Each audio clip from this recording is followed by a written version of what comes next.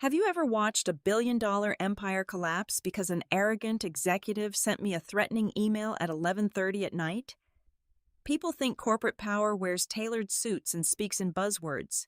Real power is holding the single legal linchpin keeping the feds from shutting down a national supply chain.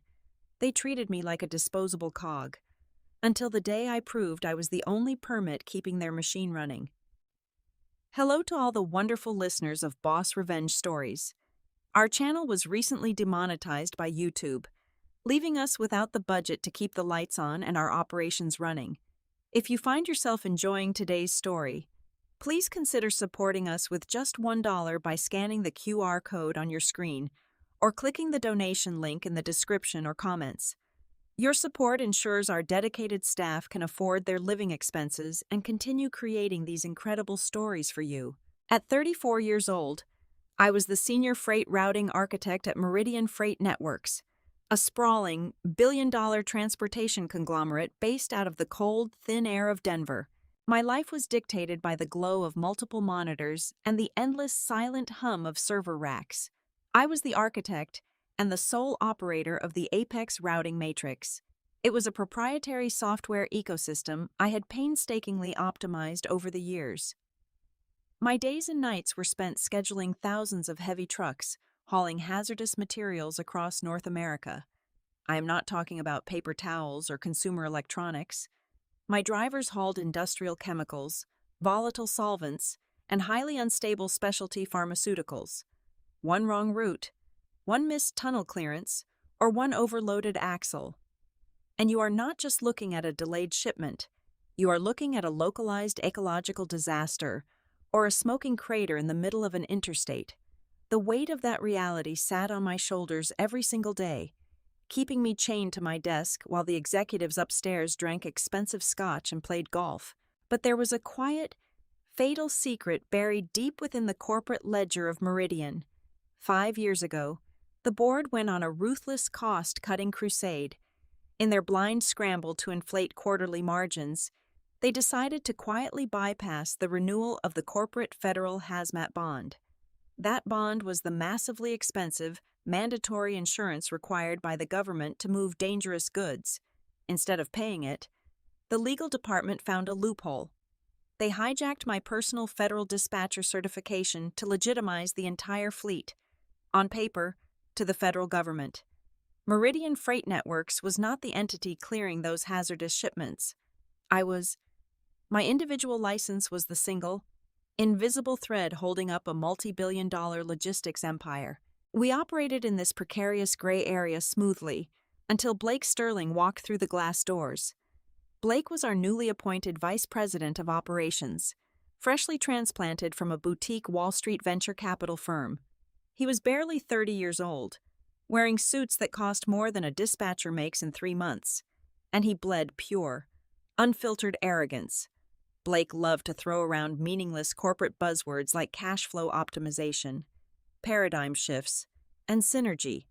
He did not know the difference between a flatbed and a refrigerated trailer, and he harbored a deep, barely concealed contempt for the technical logistics staff. To a guy like Blake, people like me were just expensive overhead, staring at outdated screens.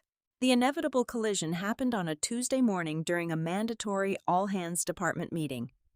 Blake stood at the front of the fluorescent-lit conference room, clicking through a glossy slide deck, and decided to publicly make an example out of me. "Our routing department is bloated," Blake announced to the room, his eyes locking onto mine with a cold, predatory gleam. "The Apex system is outdated. It is a massive drain on our operational liquidity. We need to lean out our footprint immediately." Before I could even process the public insult, he dropped the hammer. He demanded that I transition full administrative control of the Apex Matrix to a newly contracted, third-party offshore team. He had hired them for pennies on the dollar, completely oblivious to the fact that they had absolutely no background in American transportation law. I kept my voice dead level, fighting the urge to grind my teeth. "Blake," I said carefully, making sure the entire room could hear me, "this system is not just a basic scheduling calendar. It is hardwired into strict federal safety protocols and Department of Transportation compliance regulations. The architecture is legally binding to domestic operational standards. Blake let out a sharp, patronizing laugh that echoed off the glass walls. Please, he smirked, waving his manicured hand dismissively. Do not try to hide behind bureaucratic red tape just to protect your little fiefdom. Code is code. No matter who types it, you will hand over the administrator keys by the end of the week. He looked at me like I was just another middle manager desperately clinging to a scrap of petty power. He saw a roadblock to his bonus check, what he did not see, and what he fundamentally lacked the intellectual capacity to understand, was that he was demanding I hand over the exact trigger to the legal bomb that was keeping his entire fleet out of federal impound. The ping of an incoming high-priority email echoed through the cavernous, empty floor at exactly 11:30 on a Friday night. I was the only soul left in the department. Bathed in the harsh blue light of dual monitors, I was actively tracking a highly volatile shipment of industrial-grade solvents navigating a treacherous ice storm up in the Dakotas. I opened the message. The sender was Blake Sterling. He did not bother with formal pleasantries or professional courtesy. The subject line was a glaring, capitalized command. Final directive regarding Apex transition. Sloan, the email dictated in its cold, sterile font. You are hereby ordered to surrender all administrator credentials and core source code access for the Apex matrix to the offshore transition team by 8 o'clock Monday morning. Failure to comply with this direct executive order will result in the immediate forfeiture of your pending $150,000 annual performance bonus. Furthermore, any insubordination or delay tactics will place your name at the very top of the upcoming departmental severance list. Consider this your absolute final warning. A lesser professional might have snapped. Most people would have felt the sudden, burning sting of tears or the violent urge to hurl their keyboard across the room. $150,000 was an astronomical amount of money. It was not just a seasonal perk. It was the down payment on a new life. A sum I had earned by bleeding for this corporation, working brutal 80-hour weeks for 5 consecutive years to ensure their trucks did not end up as burning wreckage on the evening news. But as I stared at the harsh white pixels forming his ultimatum, I did not feel a single ounce of rage. Instead, a deep, absolute, and chilling clarity washed over me. I picked up my heavy ceramic mug, took a slow, deliberate sip of my now lukewarm espresso, and swallowed. I placed my hands softly on the mechanical keyboard and typed a single, perfectly punctuated word in reply. Acknowledged. I hit send. I did not argue. I did not attempt to plead my case or explain the sheer gravity of his ignorance. I was going to give the arrogant vice president exactly what he demanded, right down to the absolute letter of his reckless instruction. But Blake fundamentally misunderstood the nature of the beast he was trying to cage. He honestly believed he was simply taking control of my software. He lacked the capacity to realize that I was the software. I did not spend the next 4 hours writing malicious computer viruses or sabotaging the company servers. I am a seasoned professional, and vengeance is best served legally. What I executed over the course of that quiet night was entirely lawful, brutally bureaucratic, and absolutely devastating. I opened a fresh browser tab and navigated directly to the highly secure federal portal for the Department of Transportation. I logged in using my personal government authentication credentials. The federal interface was incredibly clunky, a gray and archaic relic of early 2000-era web design, yet it was the single most powerful digital room in the country for a commercial freight operator. I navigated through the labyrinth of menus until I reached the active compliance registry. There, shining in plain, undeniable text, was my own name, digitally linked and bound to Meridian Freight Network's corporate tax identification number. It was the invisible umbilical cord feeding the giant company its legal right to exist on the highways. Moving with the surgical precision of a bomb technician defusing a live explosive, I initiated the official detachment protocol. I carefully filled out the electronic federal forms to formally and permanently withdraw my individual federal dispatcher certification from their corporate profile. The system prompted me for a standardized reason for the modification. I clicked the drop-down menu and selected the option labeled Change of employment status. I reviewed the data one last time and clicked Submit. A small green checkmark appeared on the screen. It was officially done. Meridian Freight Networks was now legally naked. They were operating without a valid hazmat bond, and the executives sleeping in their mansions were entirely oblivious to their massive exposure. Next, I turned my attention to the Apex routing matrix itself. Blake wanted the keys to the kingdom. I decided to give him the steering wheel, the shiny dashboard, and the plush leather seats, but I was taking the entire engine block with me. I systematically stripped the administrative rights down to the absolute bone. I configured the offshore transition portal into a highly restricted, read-only state. The new overseas team would be able to see the beautiful, interactive graphical interface. They could observe the digital maps, monitor the active routes, and view the driver schedules. But the core legal verification programming, the specific mechanism that actually pinged the federal database to validate and clear a hazardous load, was completely and cleanly severed from their access. I spent my final hour meticulously documenting every single detail. I saved a pristine, time-stamped digital copy of Blake's midnight threat. I archived it in a secure folder alongside my original employment contract and the official Department of Transportation withdrawal receipt. I encrypted the entire file directory and quietly uploaded it to my personal, off-site cloud storage. The office was tomb silent as I grabbed an empty cardboard box from the supply closet down the hall. I did not have much to take. A small framed photograph, a specialized ergonomic mouse I bought with my own money, an oversized gray sweater I kept for the aggressive air conditioning, and my favorite coffee mug. I packed my life into that small box, powered down my workstation for the very last time, and walked out into the crisp, freezing Denver night. I did not look back at the glass building. My annual paid vacation leave had been formally approved by Human Resources nearly 3 months ago. It was scheduled to commence that very Monday. I threw my cardboard box into the passenger seat of my car, fired up the engine, and merged onto the desolate interstate, driving straight north. By dawn, I had crossed the state line into the rugged terrain of Wyoming. My destination was a secluded, off-the-grid wooden cabin I had rented deep within the Wind River mountain range. It was a breathtakingly beautiful, isolated piece of wilderness.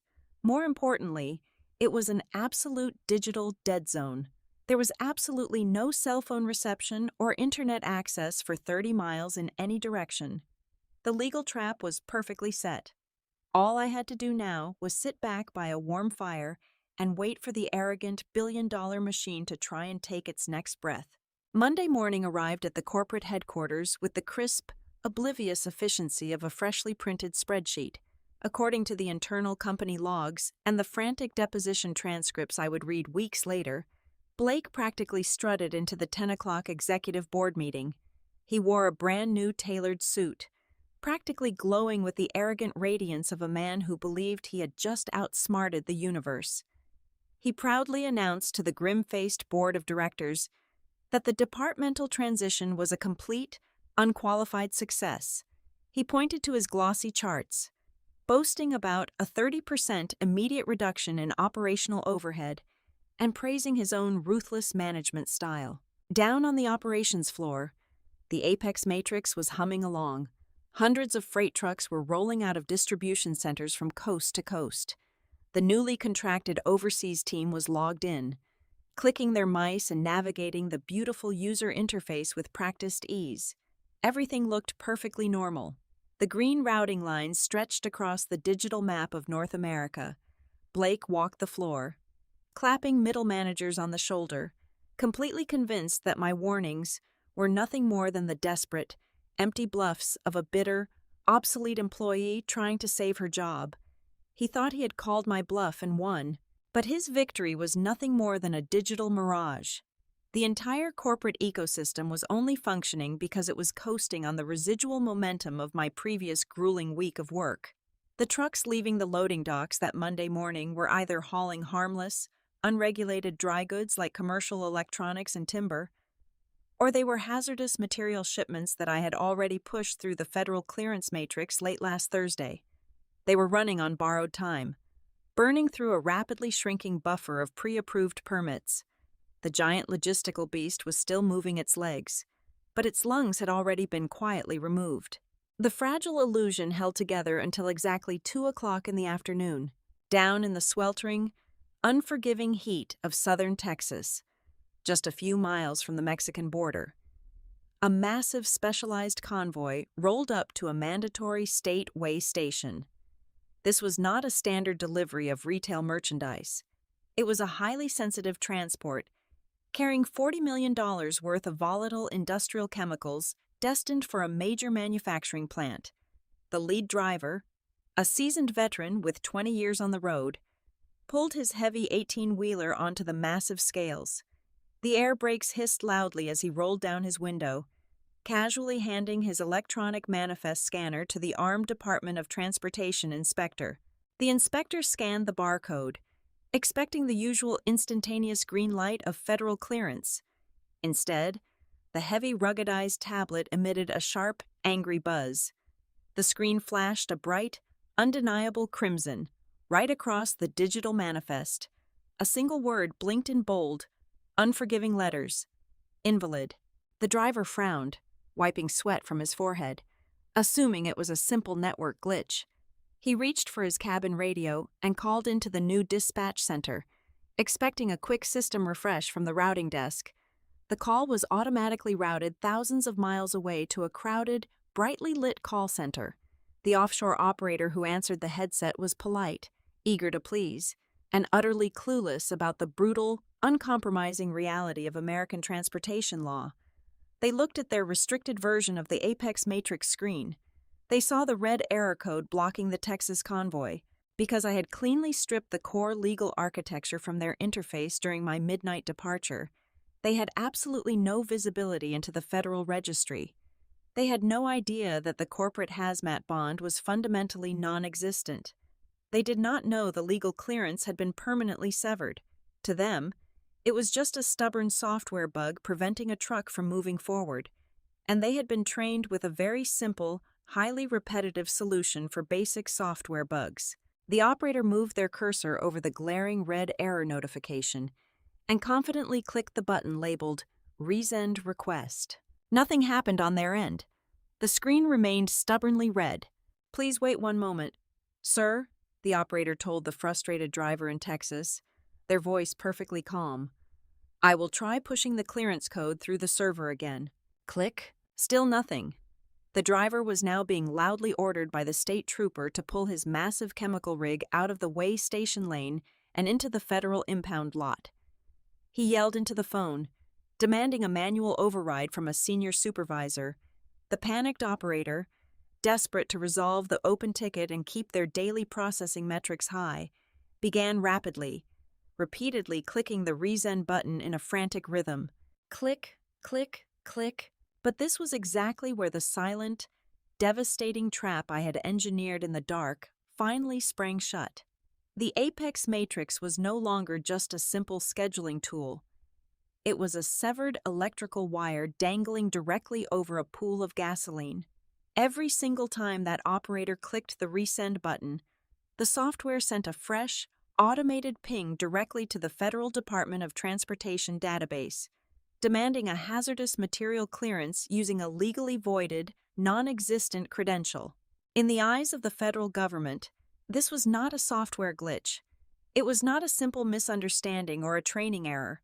Every single click was instantly logged by the automated federal authorities as a deliberate, calculated attempt by Meridian Freight Networks to illegally bypass strict federal safety regulations. With every desperate push of that button, the offshore team was not refreshing a frozen screen. They were repeatedly and automatically firing off a digital flare to the federal authorities, actively screaming that a major American logistics corporation was actively trying to smuggle $40 million of dangerous chemicals across state lines without a license. The bomb had not just detonated. They were frantically tossing blocks of dynamite straight into the fire. By the time the sun crept over the horizon on Tuesday morning, the situation had escalated from a localized glitch at the southern border into a catastrophic, nationwide logistical hemorrhage. exactly 30% of Meridian Freight Network's high value.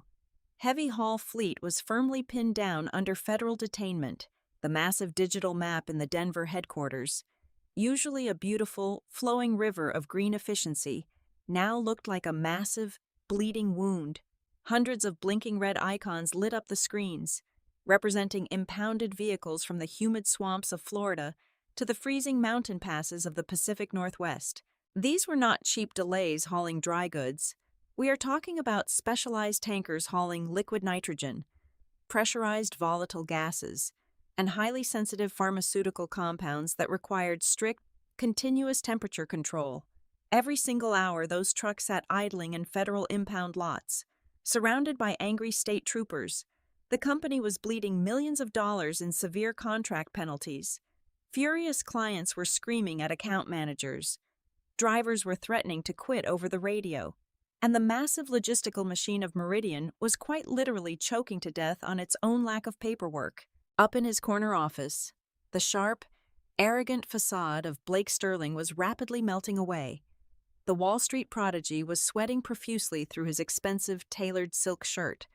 His desk was buried under a mountain of angry violation notices from stateway station supervisors.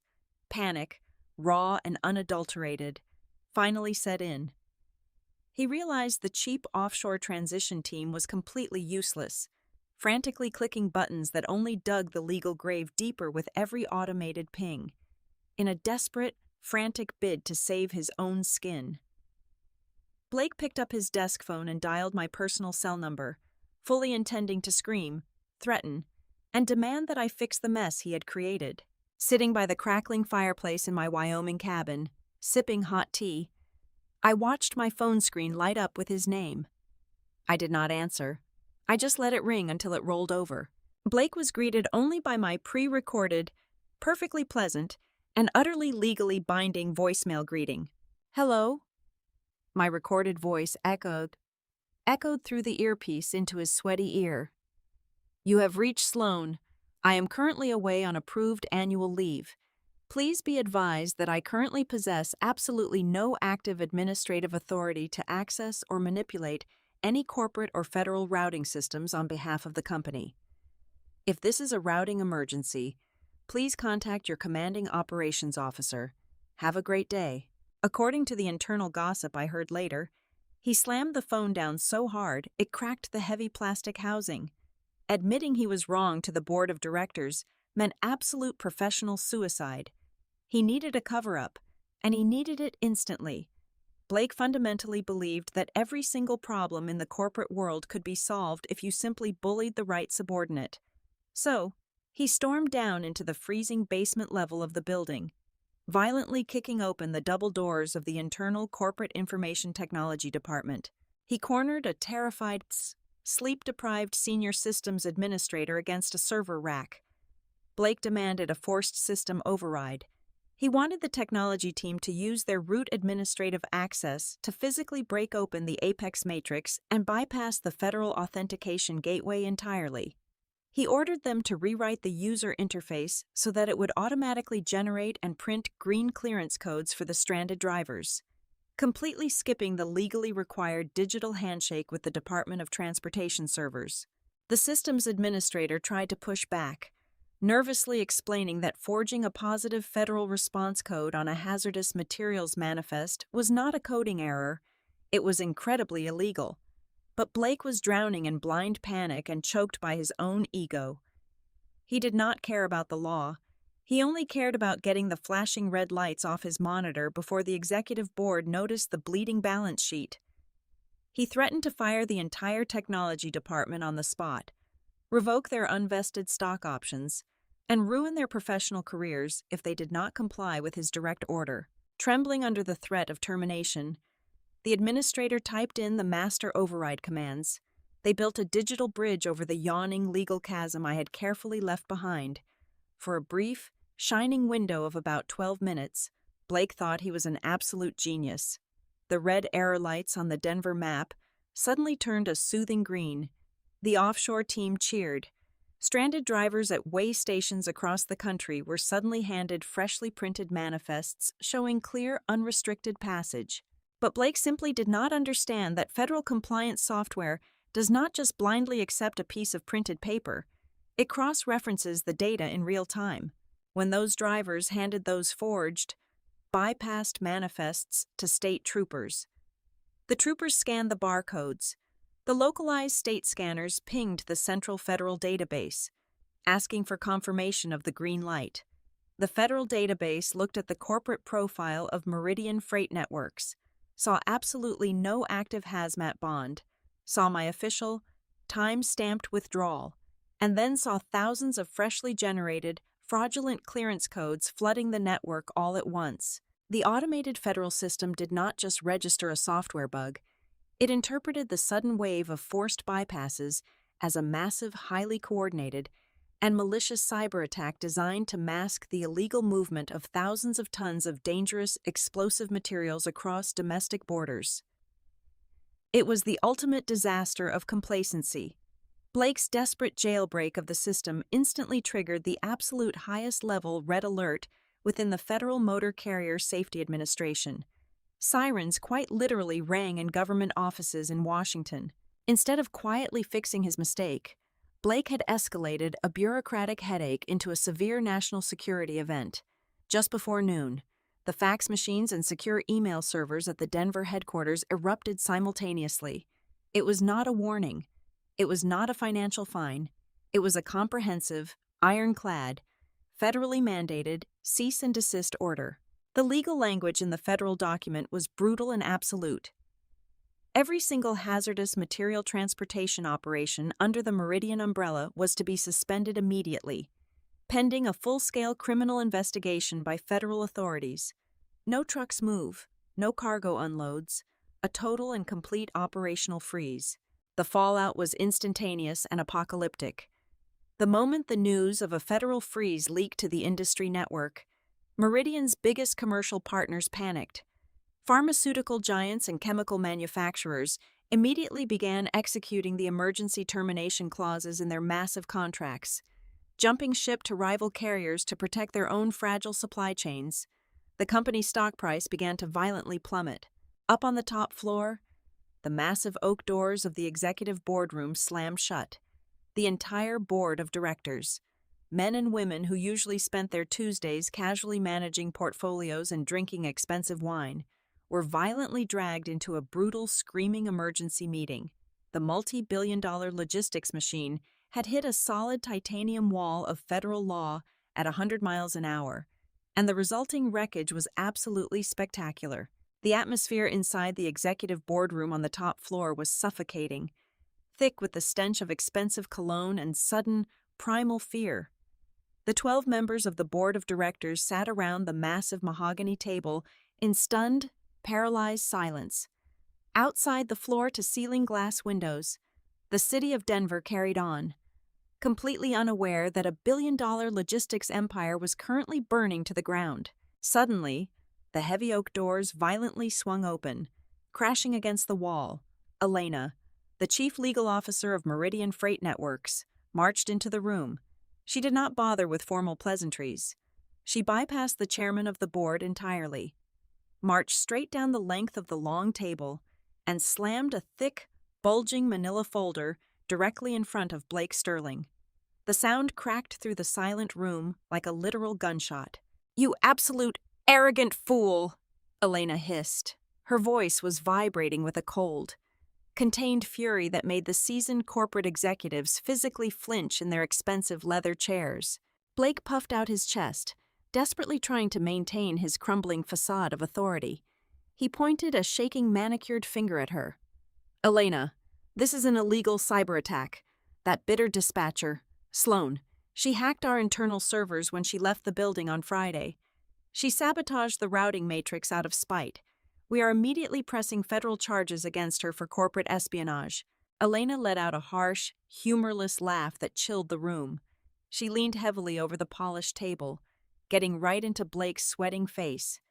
She did not hack a single thing. Blake, she did not write a malicious virus. She did not delete a single line of company code. Do you want to know what she actually did when you threatened to steal her $150,000 bonus at 11:30 on a Friday night? Elena aggressively ripped open the manila folder and pulled out a freshly printed copy of the federal withdrawal receipt. She shoved the paper squarely against Blake's chest. She took her personal property and went on vacation, Elena stated, enunciating every single syllable with lethal precision. For the past 5 years, this entire corporation has been operating its massive hazardous materials fleet not under a corporate bond, but under Sloan King's individual federal certification. You demanded the administrative keys to her system. So, she legally and politely withdrew her personal liability from our corporate profile. She just packed up her own legal umbrella and let you stand out in the acid rain. It was a 100% lawful maneuver. Murmurs of absolute horror rippled around the mahogany table. The CEO buried his face in his hands, letting out a long, shuddering groan. But Elena was not finished. She turned her icy glare back to the trembling vice president. And then, Elena continued, her voice dropping to a terrifying, deadly whisper, you decided to play God with the government. You bypassed the security gateway. You forced the information technology department to generate thousands of clearance codes without federal validation. Blake swallowed hard, his Adam's apple bobbing erratically. I was fixing the glitch. I was getting the trucks moving to save our quarterly margins. I was protecting the company. You committed a massive, coordinated federal felony, Elena screamed, finally losing her iron grip on her temper. You did not fix a software glitch. You digitally forged thousands of federal safety documents for the transportation of highly explosive and toxic materials. You overrode a United States government security protocol. That is not a corporate oversight. Blake, that is a deliberate criminal act under the Patriot Act and the Department of Transportation Charter. The blood completely drained from Blake's face. The arrogant Wall Street prodigy, who had strutted through the office just 24 hours earlier demanding blind obedience, now looked like a terrified, cornered animal. His expensive silk suit suddenly seemed 3 sizes too big for his shrinking frame. He collapsed back into his chair, his mouth opening and closing without producing a single sound.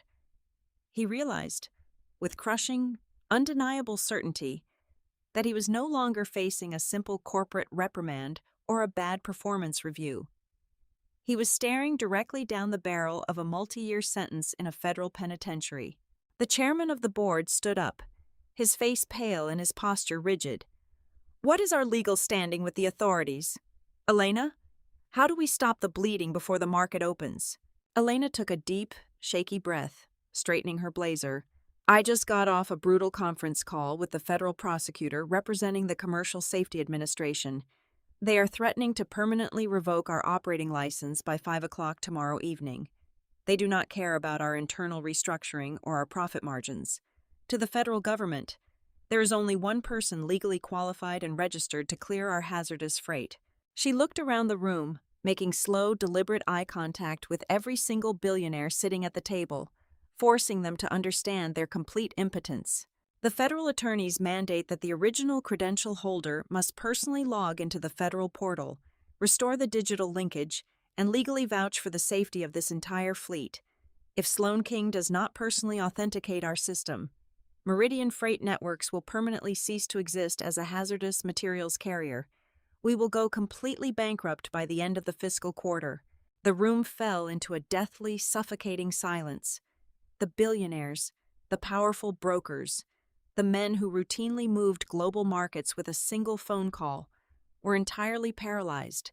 Their massive wealth, their political influence, and their army of expensive lawyers meant absolutely nothing in the face of this specific, unyielding, bureaucratic wall. The CEO stood up, his voice cracking with raw desperation.